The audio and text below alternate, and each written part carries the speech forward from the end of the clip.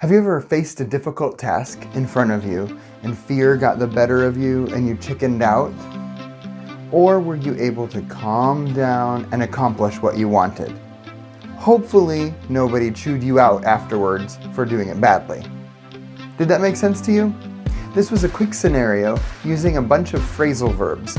And I know phrasal verbs can be a little bit tricky to use. They're tricky to understand in class when the teacher teaches them. They're even trickier to use out in the world and to know when to use them in regular speaking.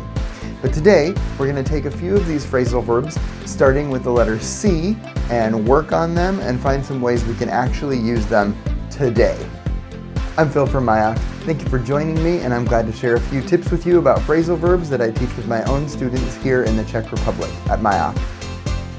So the first one is calm down. Calm down. And this means to be in a calmer state than we were before, to make ourselves calmer. And we can do this to ourselves, or something else can do it to us. So I can calm myself down, or there's something else in the world that calms me down. Maybe petting a dog calms me down, or reading a book calms me down. An example is, he tried to calm himself down by taking deep breaths. I could also say he tried to calm down by taking deep breaths. The difference is that I'm actually doing it to myself, to calm myself down, or he calmed himself down. The next one is catch on. Catch on. And this means to learn or understand something. But to catch on also has the feeling that this thing that you're catching on to, probably some learning or some understanding, is already moving, and you have to run and catch on to it. So an example we could use with this one is he finally caught on to what the teacher was saying. He finally caught on to what the teacher was saying. And in my mind, I think about, the teacher was talking and explaining and showing the students what to do. And for the longest time, this student didn't understand. And finally, he caught on to what the teacher had been saying. All right, next we have a three-word phrasal verb, catch up with. Catch up with. And we actually have a couple different meanings that we'll talk about with catch up with today. So the first one is to succeed in reaching someone or something that was ahead of me. To succeed in reaching someone or something that was ahead of me. So imagine I'm in a race and my friend is up here and I want to catch up with him. I want to succeed in reaching the point where he is, but he's ahead of me. The next meaning that we can talk about is just to sit down and talk with somebody whom you haven't seen in a long time. So if you catch up with a friend, it means you meet together and you talk about the things you didn't know about each other. So I'll give an example sentence for the first one. I stopped running so that my brother could catch up with me. So in this situation, I'm in front of my brother, and I said I stopped running so that my brother could catch up with me. He's behind me, and he wants to catch up. So I stopped running so that my brother could catch up with me. And in the situation with a friend, I finally caught up with my friend from high school last week. So it means last week, I finally found my friend, we called each other, we found a time to meet, and we sat and talked about our lives. And we hadn't seen each other for a long time. So I finally caught up with my friend from high school last week. Next is check-in. We all know the check-in that has to do with a hotel. You go to the counter, to reception, and you check in. Sometimes we call it the check-in desk. So you check in. That one's easy, I think. But the next one is a more relational situation, or also a business situation, to ask someone about the status of themselves, or the status of a project, the status of something.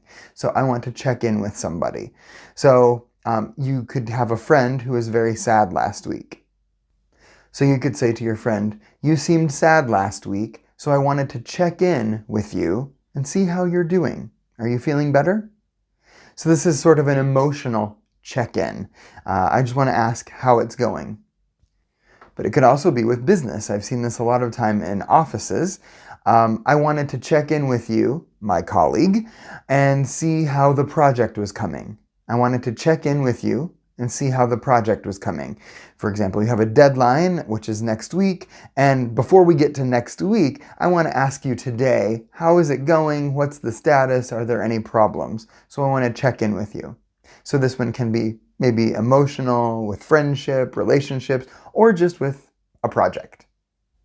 Next, we have possibly the opposite of check-in. It's check-out.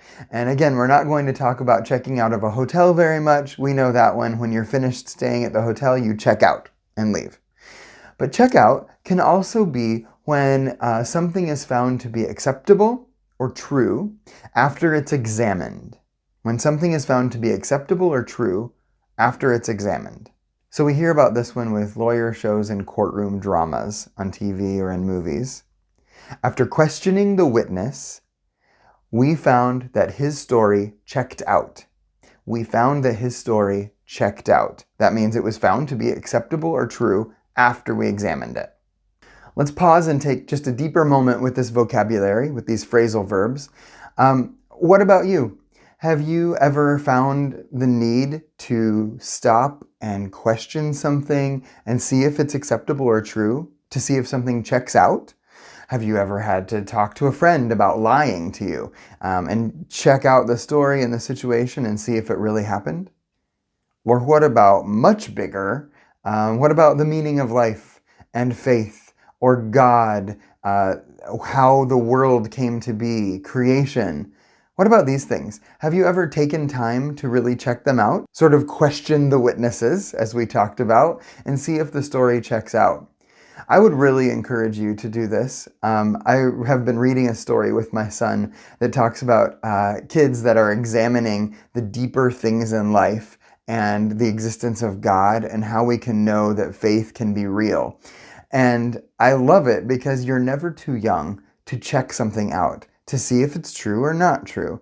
And so I just suggest to you that you could take some time and check something out today, something you're not sure about the details of, something you're not sure even existed. Check it out today. Next is check off. And this is just marking something off of a list, usually using a check mark. And hooray, she checked everything off of her to-do list today. She checked everything off of her to-do list today.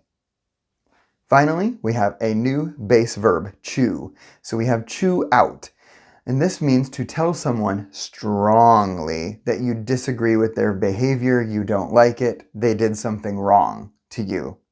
We often hear this with work or even with friendships. So we could say, my boss chewed me out for being late for work last week. My boss chewed me out. It means he said a lot of angry things right at my face to tell me he was not happy with my behavior last week. Chicken out. Chicken out is to decide not to do something because you are afraid, because of fear. You chicken out. I had planned to go bungee jumping with my friends, but I chickened out at the last minute. But I chickened out at the last minute. Chip. Chip in. Chip in means to contribute something to a general fund. And you could be contributing money, you could be contributing food, contributing something with other people into one general fund for one purpose or reason. We all chipped in to get our colleague a nice birthday present. We all chipped in to get our colleague a nice birthday present. It means we could each get an individual birthday present, but it would be smaller. But if we chip in, we work together and we can get one larger present. So we chipped in our money. Come down with means to become ill, usually not with a very serious thing, probably a cold or something small like this. Cut back on. It means to reduce or limit something in your life.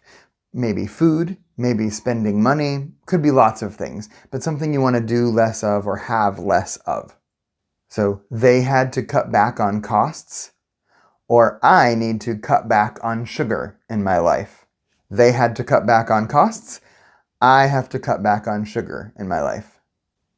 Is there anything you're cutting back on these days? Maybe spending money, maybe a certain kind of food, maybe coffee, who knows? All right, I want to give you one bonus phrasal verb today with C, and it's come across. I think this is a little more of a difficult one. First, there are two different definitions. The first, come across, is to find something by chance. I can say, I was looking through my mom's house and I came across some really old photos yesterday.